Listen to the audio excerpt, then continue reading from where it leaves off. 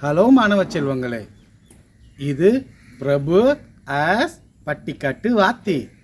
இன்னைக்கு நம்ம லெசனுக்கு போகலாமா? நாம சென்டென்ஸ்னு இங்கிலீஷில் இன்னைக்கு பார்க்கலாம். த சென்டென்ஸ்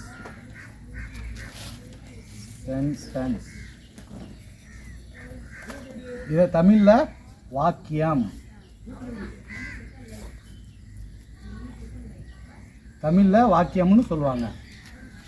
சென்டென்ஸில் பொதுவாக சென்டென்ஸ்னால் ரெண்டு பகுதியாக பிரிக்கலாம். ஒரு பகுதி வந்து முன்னிலை சப்ஜெக்டு, ரெண்டாவது பகுதி வந்து பயனிலை ப்ரெடிகேட். இப்போ ஒரு சப்ஜெக்டை வந்து என்னன்னா, நான் வந்து சப்ஜெக்டு, இது வந்து முன்னிலை,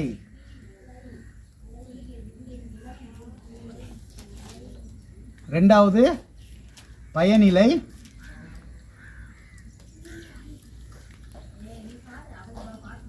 ப்ரெடிகேட்.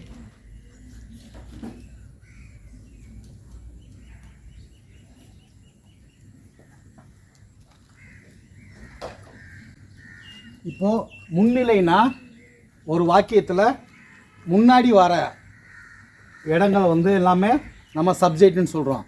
சப்ஜெக்டில் என்னவாக இருக்கலாம்? ஒரு நவுனாக இருக்கலாம், இல்லைன்னா ப்ரோனவுனாக இருக்கலாம். நவுன்னா என்ன, ப்ரோனவுன்னா என்ன அப்படின்றத நான் நோட் பண்ணுறேன். நீங்கள் சப்ஜெக்ட்னா அதில் என்னென்னன்றதை நீங்கள் நோட் பண்ணிக்கிங்க. நவுண்டா என்ன, ப்ரோ நவுண்டா என்னன்னு சொல்கிறேன்.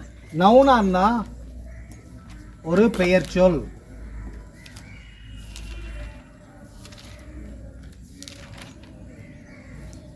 நவுண்டா தமிழில் பெயர் சொல். இப்போ நவுன்னா என்னவா இருக்கலாம்? ஒரு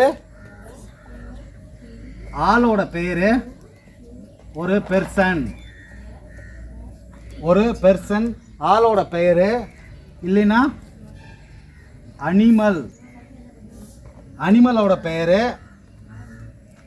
இல்லைன்னா ஒரு லொக்கேஷன் இடத்தோட பெயர், சிட்டி லொக்கேஷன் நேமர் சொல்லலாம், இல்லைன்னா ஒரு ஜாப் டைட்டில்,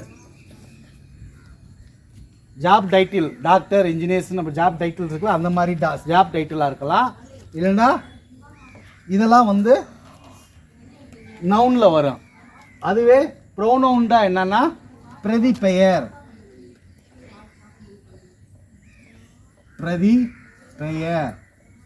இதுக்கு தமிழ் அர்த்தம் ப்ரோனவுண்டா பிரதி பெயர். பிரதி பெயர்னா வந்து இந்த பெயர் சொல்லுக்கு மாற்று பெயர் சொல்லு. ஒரு சென்டென்ஸில் வந்து நம்ம என்றைக்குமே வந்து ஃபஸ்ட்டு நம்ம பேர் வச்சோம்னா அடுத்தடுத்த பேரை வந்து அடுத்தடுத்த சென்டென்ஸில் கண்டினியூஸாக நம்ம சொல்லவே மாட்டோம். அந்த இடத்துல வந்து இந்த ப்ரோனவுன்ஸை தான் யூஸ் பண்ணுவோம். இந்த ப்ரோனவுன் அப்படின்னு சொல்கிறது வந்து I, we, you, he, she, it, they. ப்ரெடிகேட்னா அது சென்டென்ஸில் நமக்கு வெர்பு எங்கே ஆரம்பிக்குதோ வெர்பிலிருந்து ஆரம்பிக்கிறது தான் ப்ரெடிகேட். இப்போ வேர்பிலேருந்து ப்ரெடிகேட் வந்து ஆரம்பிக்கும். வேர்புன்றது வந்து நம்ம என்னவா சொல்லலாம்? மெயின் வேர்ப், ஆக்சிலரி வேர்புன்னு சொல்லலாம். இப்போ மெயின் வேர்புன்றது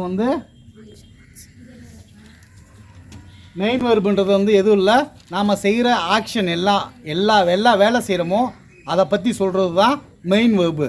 சரியா? இப்போ ஓடுறேன், ரன்னிங், உட்காரு, சிட்டு, ஸ்டாண்டு, இதெல்லாம் வந்து ஒரு ஆக்ஷன் வேர்பு தானே. ஆக்ஷன் தான் நம்ம பண்ணுறோம், அதுதான் மெயின் வேர்பு. ஆக்சிலரி வேர்புன்னு சொல்கிறாங்க.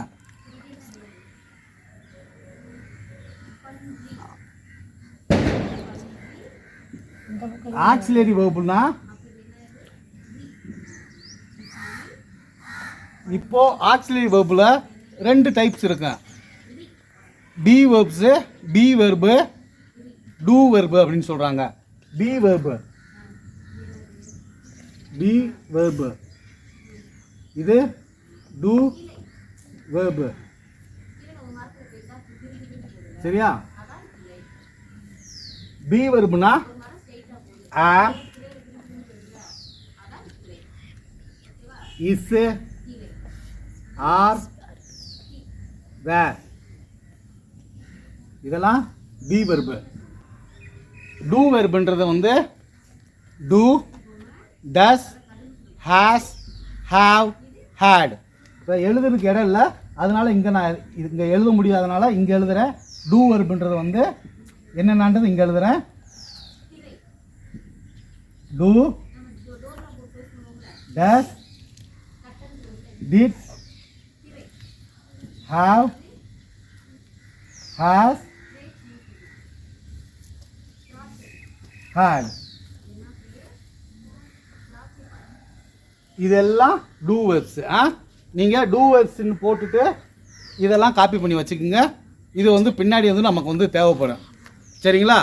சப்ஜெக்ட்டு ஒரு சென்டென்ஸில் ஃபஸ்ட்டு ஆரம்பத்தில் வர்றது சப்ஜெக்ட்டு. அதுதான் முன்னிலை.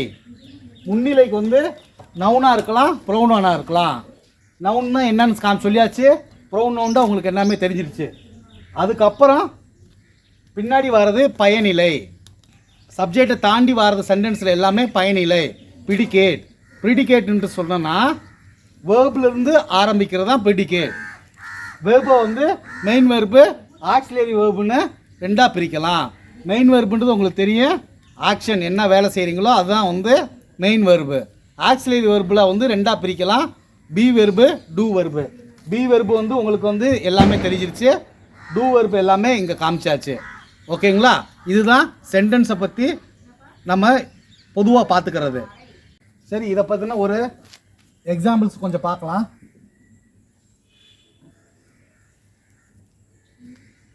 The doctor checked the patient.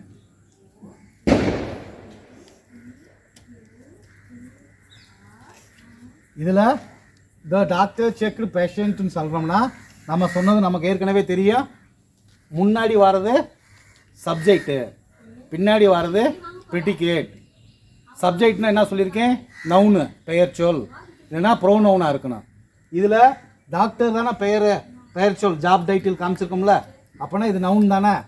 இந்த வரைக்கும் இதுக்கு பேர் சப்ஜெக்ட்டு. சப்ஜெக்ட்டுக்கு ஷார்ட்டாக எஸ்ன்னு சொல்லிடுறேன். அப்புறம் செக்குடுன்னா அதை கவனிக்கிறாங்க, பார்க்குறாங்க அப்படின்னு தானே அர்த்தம். அது ஒரு வேலை செய்கிறத வந்து குறிக்கிறது தானே, அதான மெயின் வேர்பு.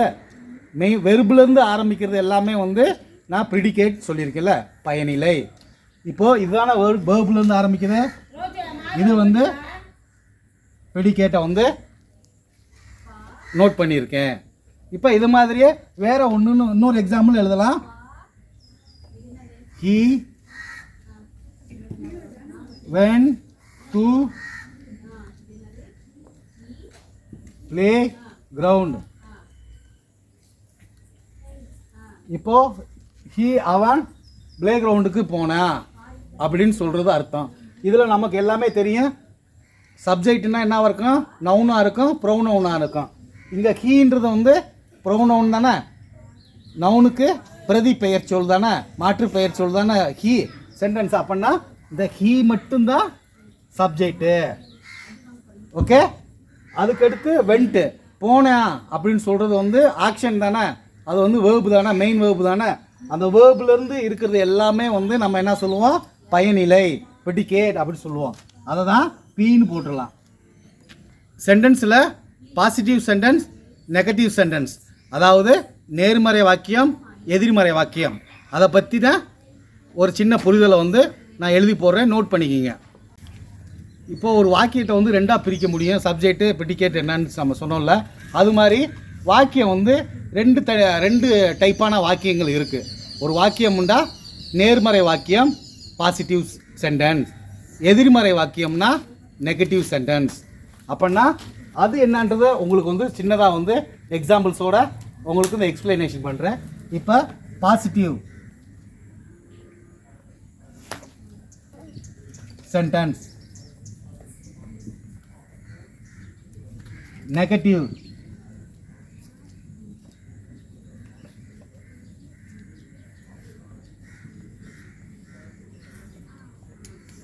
சென்டென்ஸ்.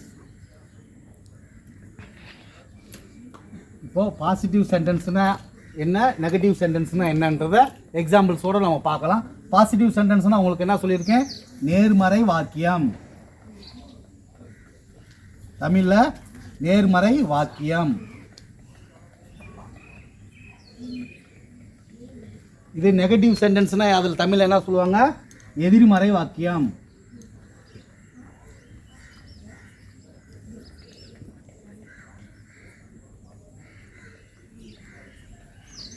சின்ன எக்ஸாம்பிள்ஸாக நம்ம பார்க்கலாம். ஐ எம் நாட். இப்போ நேர்மறை வாக்கியம்னா ஐ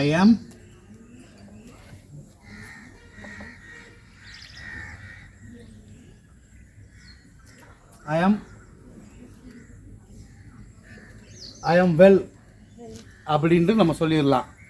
இப்போ ஐ எம் வெல்லுன்றத இது நேர்மறையாக நம்ம சொல்கிறது, நேர்மறை வாக்கியமாக பாசிட்டிவ் சென்டென்ஸாக சொல்கிறோம். ஐ எம் வெல்னா நான் நல்லா இருக்கேன், ஐ எம் குட்டுன்னு சொல்லலாம். ஐ எம் வெல்னா அதே தான் மீனிங்கு, ஐ எம் குட்டுன்னு சொல்கிற மாதிரி தான். நான் நல்லா இருக்கேன், ஹெல்த்தாக இருக்கேன் அப்படின்னு சொல்கிறது தான் நேர்மறை வாக்கியம். இது நேராக சொல்லிடுறோம்.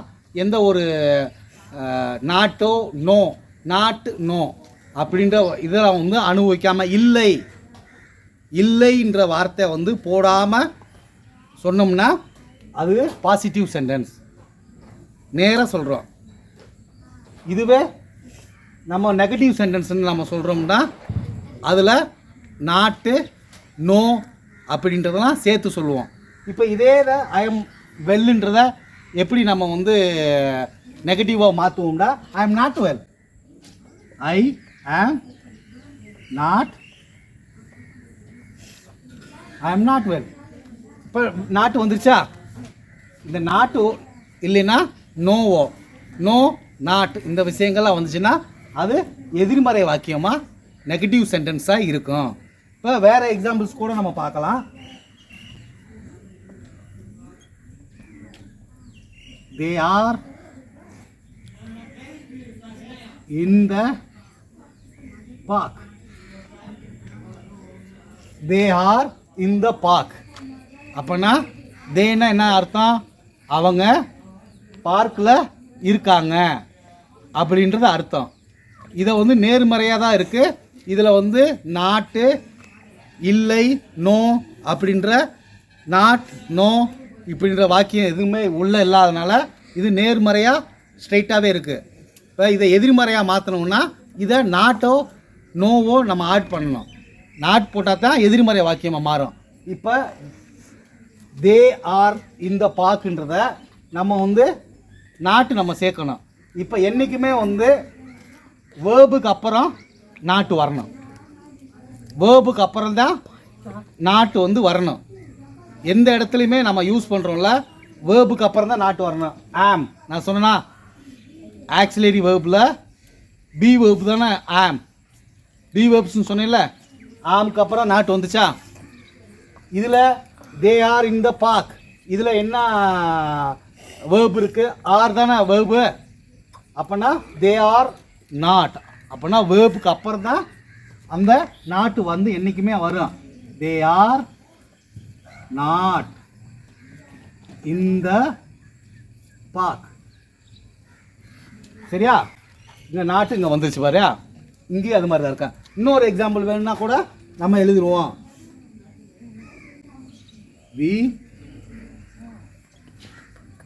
we were at classroom, we were at classroom அப்படின்னு சொல்கிறோம். நம்மளாம் கிளாஸ் ரூமில் இருக்கோம் அப்படின்றது அர்த்தம் நேர்மறையாக. இதில் நோவோ நாட்டோ எதுவுமே நம்ம மிக்ஸ் பண்ணாமல் எதிர்மறை வாக்கியத்துக்கு கொடுக்காமன்னு சொல்லியிருக்கோம். இதில் நமக்கு வந்து இது சப்ஜெக்ட் நமக்கு தெரியும் வழக்கம் போல். இதிலேருந்து இது எல்லாமே ப்ரெடிகேட்டு, இது சப்ஜெக்ட்டு. இப்போ தானே படித்தோம், நவுனோ ப்ரோனோனோ இருக்கிறது சப்ஜெக்ட்டு, இது முன்னிலை. இதில் என்ன முன்னிலை இருக்குது, ஐ. இதில் சப்ஜெக்ட் இதுதான், மற்றது எல்லாம் ப்ரெடிகேட்டு பயனிலை. இதில் என்ன தே, இதில் வி, இதெல்லாம் சப்ஜெக்ட்டு. பயனிலை வந்து வேர்ப்லேருந்து ஆரம்பித்தா அப்புறம் ஃபுல்லாக இருக்கிறது எல்லாமே பயனிலை, ப்ரிடிகேட் சொல்லியிருக்கோம். இதே தான் இப்போது இதில் வந்து நம்ம என்ன சொல்லி வரோம், நெகட்டிவ் சென்டென்ஸுக்கு பாசிட்டிவ் சென்டென்ஸ்க்கு என்ன சொல்ல வரோம், வேர்புக்கு அப்புறம் நாட்டு நம்ம சேர்த்தோம்னா அது வந்து எதிர்மறை வாக்கியமாக மாறும்னு சொல்லியிருக்கோம். நேர்மறை வாக்கியம் வந்து எதிர்மறையாக மாறும்னு சொல்லியிருக்கோம். வி வேர் அட் கிளாஸ் ரூம்ன்றத நம்ம இங்கே எங்கே வேர்புன்னு நம்ம பார்க்குறோம், வேர், ஆர், ஆம். வேர் நம்ம ஆக்சுவலி வேர்பில் காமிச்சில்ல, பி வேர்பில் ஆம், இஸ், வாஸ், ஆர், வேர் இதெல்லாம் ஆக்சுவலாக வேர்புன்னு காமிச்சில்ல பி வேர்ப்ஸில்.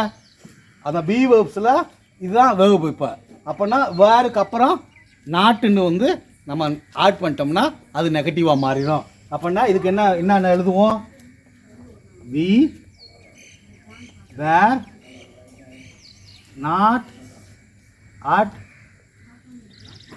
Class room. நாம் கிளாஸ் ரூமில் இல்லை. இப்போ இல்லைன்னு வருதுல்ல, இல்லைன்னு வர்றது எல்லாமே வந்து நமக்கு நெகட்டிவ் சென்டென்ஸ், எதிர்மறை வாக்கியம். இல்லைன்னு இல்லாமல் ஸ்ட்ரைட்டாக நான் வந்து ஓடுறேன் அப்படின்னு சொல்கிறது நேர்மறை வாக்கியம். நேர் வாக்கியம் பாசிட்டிவ். நான் ஓடலை, ஐ எம் நாட் ரன்னிங் அப்படின்னு சொன்னால் அது எதிர்மறை வாக்கியம். இதுதான் நேர்மறை வாக்கியம் பாசிட்டிவ், எதிர்மறை வாக்கியம் நெகட்டிவ் சென்டென்ஸ்க்கு வித்தியாசங்கள். காப்பி பண்ணுங்கள்.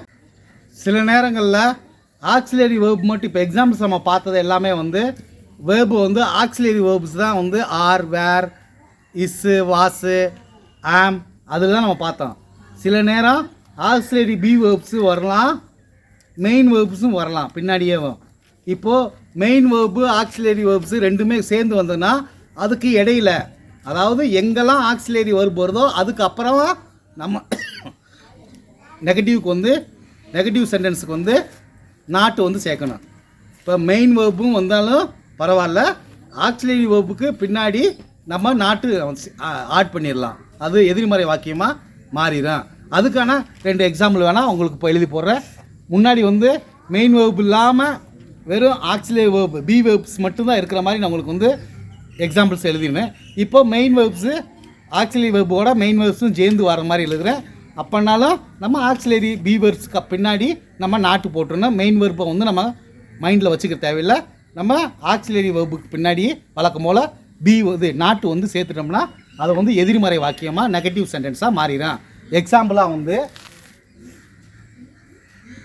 Kumar is reading books. இது என்ன சொல்கிறாங்க, Kumar is reading book. Kumar வந்து புத்தகத்தை படித்து கொண்டிருக்கிறான். இது வழக்கம் போல் உங்களுக்கு தெரிஞ்சது தான். இதில் வந்து ஆக்சிலரி வேர்புன்றது என்னது, இஸ் தானே. ரீடிங்கிறது வந்து மெயின் வேர்பு.